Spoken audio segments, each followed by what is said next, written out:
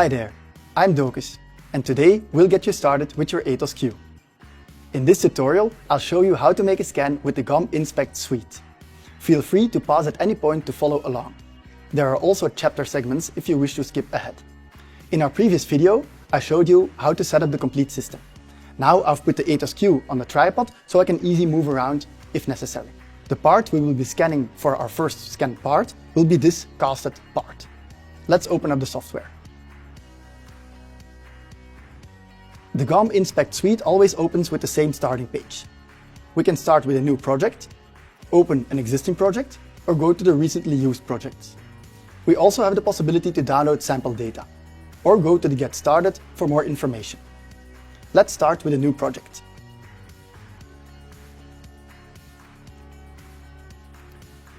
The software exists out of different workspaces. The first one is a setup, where we can define which measuring volume is mounted and we can calibrate the sensor.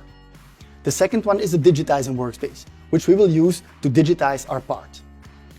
Then we have the inspection to inspect the part, the report for editing the PDFs, and the mesh editing to play around with our scanned data. Let's go to the digitizing workspace. In the middle, you can see the measuring volume. This is created thanks to the left and the right camera, which will create a calibrated volume here, where everything which fits inside will be scanned. That volume you can see here. On the right hand side you see the distance radar, which will help us to position the sensor in reference to the part. Closer to the center means that it's nice in the middle of the measuring volume. Our main toolbar will help us with all the tools that we need. The first button is a selection of the scanning template. A scanning template is a predefined set of parameters which will help us to get the maximum accuracy and precision of the scan that we can make. Because we have a casted part, I will choose a scanning template casting. Now we are ready to make our first scan. I can do that with the big yellow button below. The software automatically identifies which is the optimum exposure time to measure the part and will also automatically scan the table or the background. This result is shown here. You see that automatically everything that we don't need is cut away. So if I click on OK, I only have my part and I can continue scanning.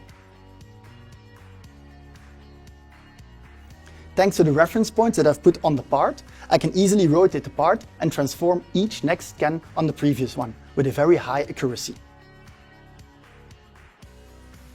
With this technology, I can just continue rotating and scanning until I have enough data captured from the top of the part.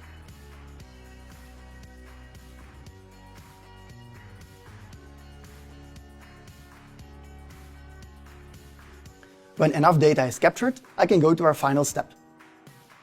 This is clicking on the Finish flag, the last icon on our main toolbar. It's called polygonizing. And this is actually combining all the different scans that we have taken. We have different angles, we have seen several planes 1, 2 or 3 times, and polygonizing will combine all this information into one smooth STL file, which we can then use later. Here you can see the final result. One very detailed mesh. These are all the steps you need to do to make a scan. If you experience anything different from what you have seen here, or if you have any issues with your ATOS Q, please reach us via support@handsonmetrology.com. For more tutorials, please check out our tutorial videos. Thanks for watching and we'll see you next time.